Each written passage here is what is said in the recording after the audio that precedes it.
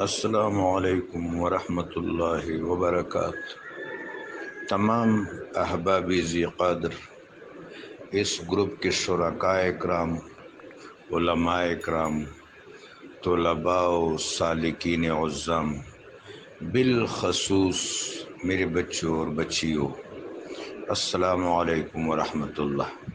عزیزی خاور صاحب دامت عمرہ نے بہت خوبصورت سوال کیا ہے۔ میں اس سوال پر ابھی جو مختصر گفتگو کروں گا وہ اثبات پر مشتمل ہوگی، چونکہ اس آیت مبارکہ کے حوالے سے یا اس ذوق اور مشرب کے حوالے سے، اور اگر اس سے اوپر بات کروں تو اس اعتقاد کے حوالے سے جو معارضات آئے ہیں ان معارضات کا سلسلہ نیا نہیں ہے۔ سب سے پہلا اعتراض اس حوالے سے منافقین کی طرف سے ہوا تھا، اعتقادی منافقین کی طرف سے۔ احمد بن عبد الحلیم ابن تیمیہ رب جلیل ان کی خطائیں معاف فرما دے، فیصلہ اللہ کے پاس ہے، ہم تو صرف دعائی کر سکتے ہیں۔ فیصلہ اللہ کے پاس ہے اور اللہ کا فیصلہ حق ہے۔ یفصل بینکم یوم القیامہ، اس دن کا انتظار کرنا چاہیے، وہ دن ضرور آئے گا۔ ان الساعۃ لآتیۃ، یہ اللہ کا وعدہ ہے کہ قیامت آ کے رہے گی، لوگ اللہ کے حضور جمع ہوں گے، حوض کوثر کے پاس بھی جانے کی شدید ضرورت پڑے گی، جنت کے دروازوں کے پاس بھی وہ لوگ روک لیے جائیں گے جن کا کھاتا کلیئر ہوگا، پل صراط پر گزر چکے ہوں گے، اللہ تبارک و تعالی جل شانہ کے سوالوں کے جواب دے چکے ہوں گے، میزان کے پاس ملائکہ کے حضور بھی کامیاب ہو چکے ہوں گے۔ لیکن جب وفد کی صورت میں ابواب جنت کے پاس آئیں گے تو کریم رب کی آواز آئے گی، وقفوہم انہم مسئولون، ان کو روک لو، اب یہ سوال کیے جائیں گے۔ یہ سوال مودت کے بارے میں ہوگا اور یہ وائوا ہوگا۔ کوئی بھی ڈگری وائوا سے پہلے ایوارڈ نہیں ہوتی، وائوا ہونے کے بعد ایوارڈ ہوتی، لہٰذا جو مودت کے شرط لازم پر پورے اتریں گے اس کے بعد پھر ان کو ایوارڈ ہوگا جنت کی نعمت کا۔ چنانچہ انتظار کرنا چاہیے اس دن کا جو ضرور آئے گا، اور جہاں سر سرائر کھل جائیں گے، ایمان بھی سامنے آ جائے گا، نفاق بھی سامنے آ جائے گا۔ اللہ تبارک و تعالی ہمیں ایمان سے شاد کام کر دے اور نفاق سے اللہ کریم و جلیل ہمارے ظاہر و باطن کو، ہمارے ایمان اور عمل کو محفوظ رکھے، محفوظ رکھے، محفوظ رکھے، آمین، بجاہ ختم المرسلین صلی اللہ علیہ وسلم۔ تو میں اس آیت مبارکہ پر گفتگو حدیث سے شروع کروں گا، چونکہ قرآن بیان ہے اور قرآن کے بیان کا تبیان یہ میرے آقا علیہ السلام کا حق ہے اور جورسڈکشن ہے۔ باقی پوری امت پابند ہے، انبیاء علیہم السلام بھی میرے آقا کے تبیان کے پابند ہیں، اہل بیت اطہار بھی پابند ہیں، امہات المومنین بھی پابند ہیں، قرابت داران حبیب علیہ السلام بھی پابند ہیں، اجداد و امہات رسول صلی اللہ علیہ وسلم وعلیہن السلام وعلیہم السلام بھی پابند ہیں، صحابہ کرام رضی اللہ تعالی عنہم بھی پابند ہیں، خلف صالحین، سلف صالحین سب پابند ہیں۔ یہ روایت امام احمد بن حنبل رضی اللہ تعالیٰ عنہ اور حافظ جلال الدین سیوطی نے اپنے اپنے کتابوں میں درج کی ہے، اور یہ روایت اس طرح ہے، ان ابن عباس رضی اللہ تعالیٰ عنہما، حضرت ابن عباس سے روایت ہے اور بھی بہت سو سے، لما نزلت هذه الآیہ، بہت سے صحابہ اور تابعین سے یہ روایت مروی ہے، یہ قریب قریب متواتر روایت ہے۔ میں اس وقت اہل سنت والجماعت کے احادیث کے کتب کا سہارا لے رہا ہوں۔ یہ روایت کئی صحابہ کئی تابعین سے روایت ہے۔ میں نے حضرت عبداللہ بن عباس کا نام اس لیے لیا کہ وہ گھر کا شخص ہے، اور وہ ان لوگوں کا جد امجد ہے۔ یہ الگ بات ہے کہ بنو عباس سیدنا حبر الامہ عبداللہ بن عباس رضی اللہ تعالیٰ عنہ کے نقش قدم پر نہیں چلے، جس طرح کنعان نے نوح علیہ الصلاۃ والتحیۃ والسلام کا راستہ اختیار نہیں کیا۔ وہ جب بنو امیہ کا چراغ گل ہونے کے بعد سریر اقتدار پر متمکن ہوئے تو انہوں نے اہل بیت اطہار کا حق نہیں پہچانا۔ یہ سعادت ان حکمرانوں میں صرف ایک شخص کو حاصل ہے جس نے اہل بیت اطہار کا حق پہچانا، وہ عمر بن عبدالعزیز ہیں، اللہ ان کے قبر کو نور سے بھر دے۔ تو یہ میں نے گھر سے اس لیے روایت اٹھائی ہے کہ گھر والا گھر کے بارے میں بہتر جانتا ہے، صاحب البیت اعلم ما فی البیت، گھر والا جانتا ہے گھر کے اندر کیا ہے۔ حضرت عبداللہ بن عباس فرماتے ہیں، لما نزلت هذه الآیہ قل لا اسألکم علیہ اجرا الا المودۃ فی القربہ، یہ آیت جب نازل ہوئی، کالو کا لفظ جمع ہے، آپ کو پتہ ہے، کالا ایک نے کہا، کالا دو نے کہا، کالو بہت سو نے کہا۔ اتنا تو کنفرم ہے نا کہ کالو 3 سے کم پر نہیں بولا جاتا ہے، 3 یا 3 سے زیادہ بے شک کروڑوں میں ہو۔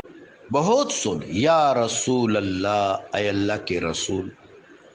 میں نے ایک دفعہ آپ کے حضور ایک بات عرض کی تھی کہ نبی کریم علیہ الصلاۃ والتحیۃ والسلام نے رحمت للعالمین صلی اللہ علیہ وسلم نے، میرے آقا و مولا صلی اللہ علیہ وسلم نے، بشیر و نذیر صلی اللہ علیہ وسلم نے، شفیع المذنبین صلی اللہ علیہ وآلہ وسلم نے جب بھی اہل بیت اطہار کا حق بیان کیا، ان کا منصب بیان کیا، ان کے منصب کے تقاضے بیان کیے، تو انفرادی سطح پر نہیں، باقاعدہ اہتمام کے ساتھ پہلے اہتمام روا رکھا گیا، بندوبست کیا گیا، بالکل جس طرح تقریب کا انعقاد کیا جاتا ہے۔ جب انہوں نے فرمایا، یا رسول اللہ، من قرابتک ہؤلاء الذین وجبت علینا مودتہم، یہ صحابہ کا سوال ہے، صحابہ کرام رضی اللہ تعالیٰ عنہم اجتماعی طور پر وہ سوال کرتے ہیں، یا رسول اللہ علیہ السلام، یہ آپ کے کون سے قرابت دار ہیں جن کی مودت ہم پر واجب ہے؟ یہ الفاظ ملاحظہ ہوں، یہ سب سے امام حاکم رحمت اللہ علیہ کے بعد سب سے بڑے حافظ حدیث امام احمد بن حنبل رضی اللہ تعالیٰ عنہ، کیا وہ شان استقامت و عزیمت رکھتے ہیں بنو عباس کے دور میں جو کچھ ان پر گزرا آپ کے علم میں ہے، اور کیا وہ فقہ میں شان رکھتے ہیں، کیا تصوف میں شان رکھتے ہیں، کیا اعتقادات میں اور علم کلام میں شان رکھتے ہیں، کیا حدیث میں شان رکھتے ہیں، یہ خانہ ہما آفتاب۔ انہوں نے یہ روایت نقل کی ہے کہ صحابہ فرما رہے، ہؤلاء الذین وجبت علینا مودتہم، حضور اے آقا و مولا صلی اللہ علیہ وسلم، آپ کے قرابت داروں میں یہ کون سے قرابت دار ہیں جن کی مودت ہم پر واجب ہے؟ اب توجہ کیجیے، فرض اور واجب میں ایک خوبصورت بات اس پر حضرت ابو حامد غزالی نے فرمائی رحمت اللہ علیہ، فرماتے ہیں کہ فرض اعتقادی طور پر فرض ہوتا ہے، عملی طور پر واجب ہوتا ہے۔ جس طرح زکوٰۃ ہے اعتقادی طور پر فرض ہے، لیکن زکوٰۃ ادا کرنا واجب ہے۔ اس کا مطلب یہ ہے کہ یہ صرف اعتقاداً لازم نہیں ہے اہل بیت اطہار کی مودت، یہ عملاً واجب ہے۔ وجبت علینا مودتہم، جن کی مودت ہم پر لازم ہے، واجب ہے۔ قال صلی اللہ علیہ وسلم، محبوب پاک صاحب لولاک صلی اللہ علیہ وسلم نے فرمایا، علی و فاطمۃ و ولداہما، یہ علی ہے علیہ السلام، فاطمہ ہے علیہ السلام، و ولداہما، اور ان کی اولاد ہے۔ بالکل واضح ہو گیا۔ اب آتے ہیں اس روایت کا شان نزول۔ کسی کا یہ کہنا کہ آیت مکہ شریف میں نازل ہوئی، وہ اپنے آپ کو ریویو کر لے، اس نے جھوٹ بولا ہے یا اس کو غلط فہمی ہوئی ہے۔ دو چیزیں، ہو سکتا ہے غلط فہمی ہوئی ہو،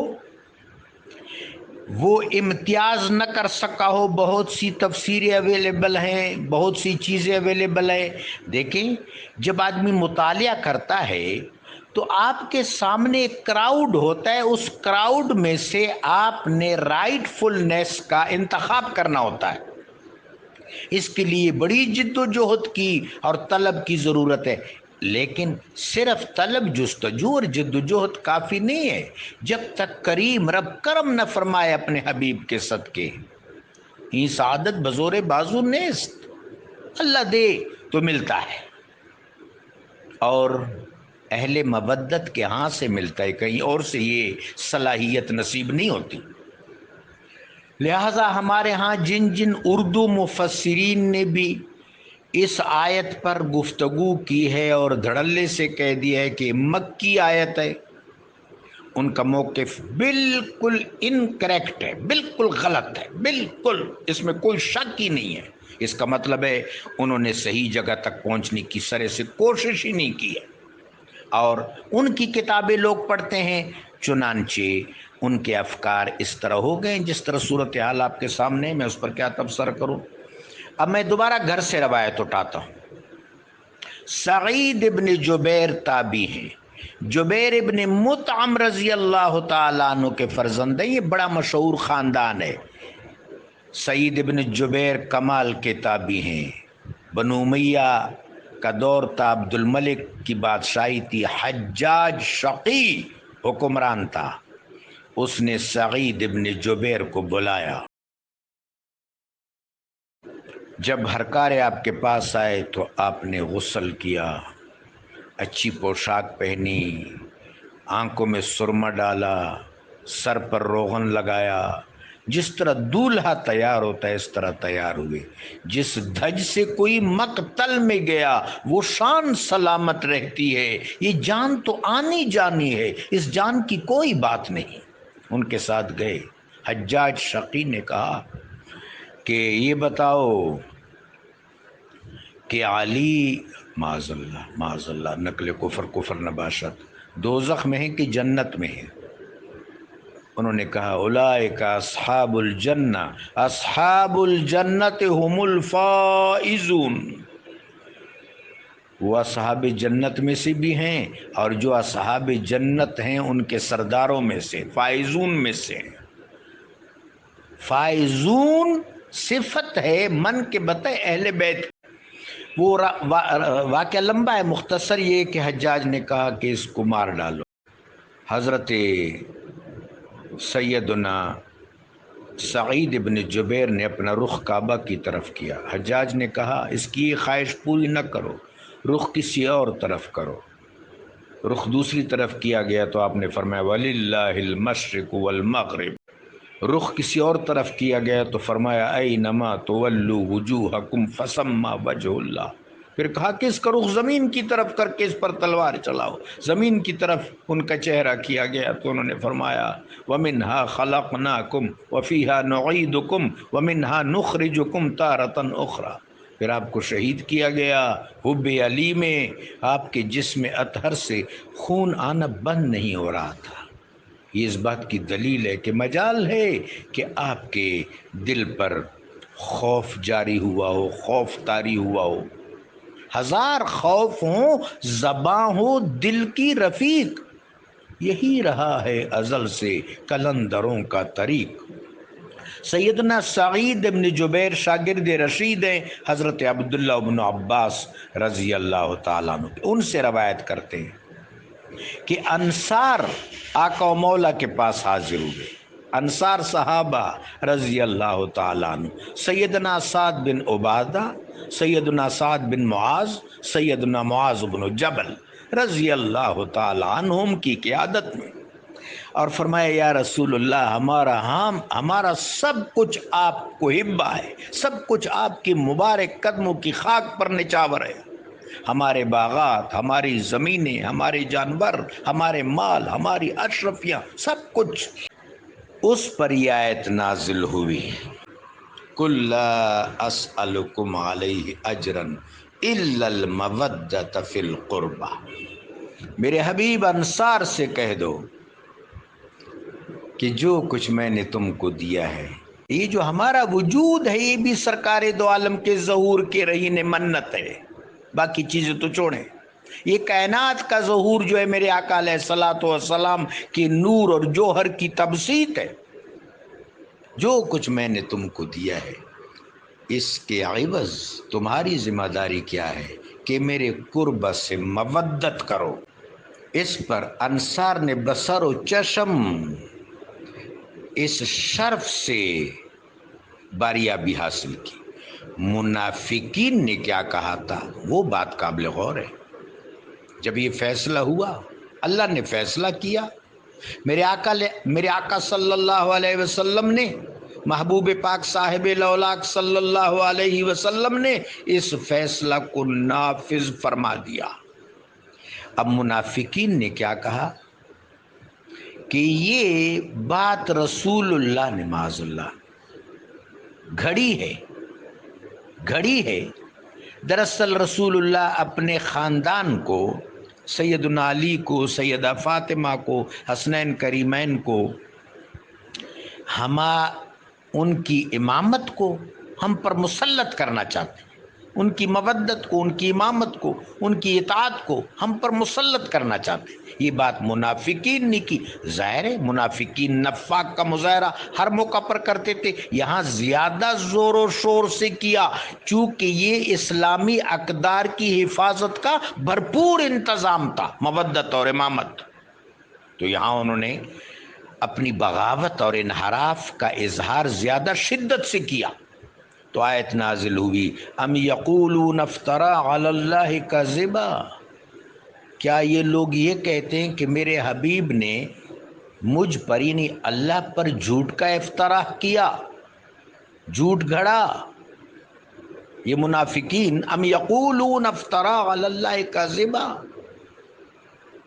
کیا یہ کہتے ہیں کہ رسول اللہ نے اللہ پر جھوٹ باندھا، اللہ تبارک و تعالی جل وعلا سے جھوٹ منسوب کیا؟ دراصل یہ مودت سے انحراف عملی نفاق نہیں ہے، یہ اعتقادی نفاق ہے، اعتقادی نفاق۔ اور اس کا انجام کیا ہے؟ ان المنافقین لفی درک الاسفل من النار، منافق جہنم کی سب سے پست کھائی حاویہ میں ہوں گے۔ اللہم ارزقنا الایمان، اللہم ارزقنا الحب، اللہم ارزقنا المودۃ، اللہم ارزقنا شفاعت نبیک و حبیبک صلی اللہ علیہ وسلم۔ جزاکم اللہ۔